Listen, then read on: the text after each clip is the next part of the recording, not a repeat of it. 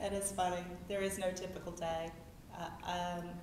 Just like today, for instance, our business just overlaps with our personal life so much.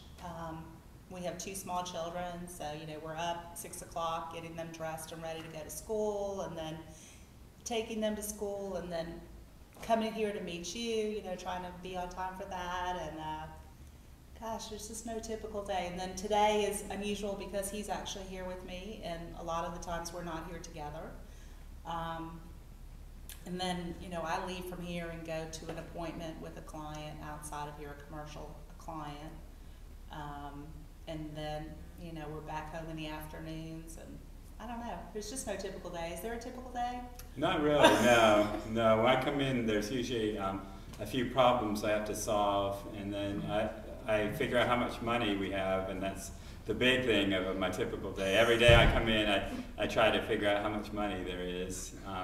And I do look at some of the paintings. I have a great interest in art. I grew up in Washington, D.C., and going to the art galleries when I was growing up.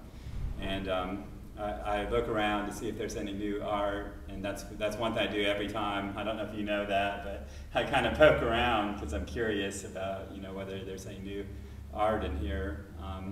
And then occasionally I talk to a few customers. I come in on Saturdays, so Saturdays people come in and out, and I come up and talk to them when they come in the gallery. Always hire people with great experience. We have people here who have lots of experience, and I actually learn from them, and it's the greatest thing.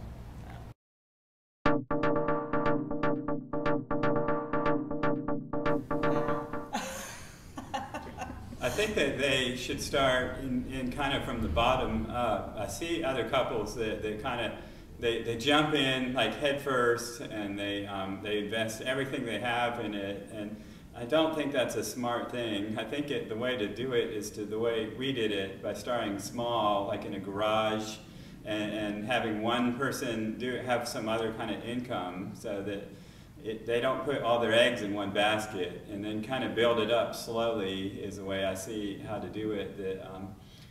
Otherwise, it's either a hit or miss, and if you can kind of build up clients, and sort of learn what you're doing, it's a lot better that way. And I think strongly would recommend that they work for someone else first. Of course, I wouldn't encourage that because I don't want them to become a future competitor of mine, but I learned so much of what to do and what not to do as a business owner by my prior experience to having my own company. And you just got to be so passionate about it. It's got to be what you want to do. Don't do it if you just think, oh, this is just going to be fun and we're going to have a good time, because it's a challenge. It is an absolute challenge. It's a fun challenge. But yeah, you've got to be really committed to it. So I'd say learn it first in every which way possible, and I agree with you. Start it small and then bring it up. I mean, we started with the garage. Then in Buckhead, we had originally 1,000 square feet. We grew to about 2,500 square feet there. And then now we have 4,000 square feet here. So this is it for us for a while.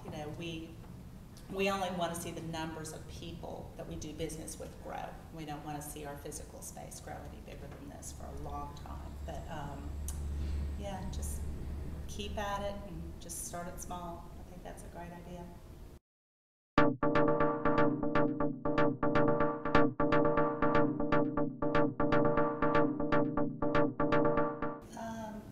If you started in your home, quickly separate it from there. I think it was kind of taking over our lives there, don't you? I think so. It puts too much stress on you to have it at home for a long time. It never really gives you any peace. All the time the phone's ringing and people are interrupting you, and so it's good to start it at your home, but it's not good in the long term to do that. You need to make sure that you're really committed to being married before you start a business, because you certainly have to have that to succeed. You need to be focused on what you're doing. Yeah, the commitment to marriage, I think, is the first and foremost thing. Some people kind of get into marriages thinking, oh, we'll get out of this if it doesn't work out. But we've been married 21 years, so we're pretty committed. I think we're going for another 21. Every 10 years we have an Elvis wedding in Vegas. That reminds us how much it means. Oh my goodness. And try not to take a lot of the stuff home with you. Try to discuss it within your place of business. And then when you get home, focus on your home life and not let whatever it is that's happening at the business kind of take over that. That's easier said than done, because sometimes the only time we have to discuss anything is at home. But if you can do that, I would highly recommend that. Okay. And the nice thing too for us, I would say, find someone who's not necessarily got the same strengths as you in your marriage. You know, he's got the strengths of knowing how to handle money and all the administrative paperwork, and then I've got different strengths than that. So it seems to work really well for us. Yeah, definitely. So I appreciate and trust him implicitly in all that he does with that, and then he kind of leaves it to me on my end of what it is that I'm doing.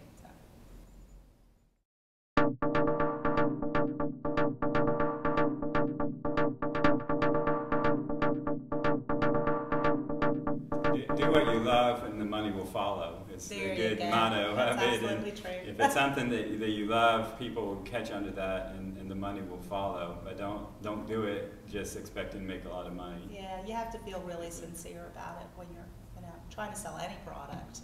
I could never understand a person who opens a yogurt shop or something like that. Are they really passionate about yogurt or frozen foods, or what is it? How is it that they're going to really make that go? But of course people love yogurt, and that's inexpensive. Everybody can afford to buy that. But yeah, you just kind of wonder what gets into people's head. I guess that's just wanting to have a business more so than your product.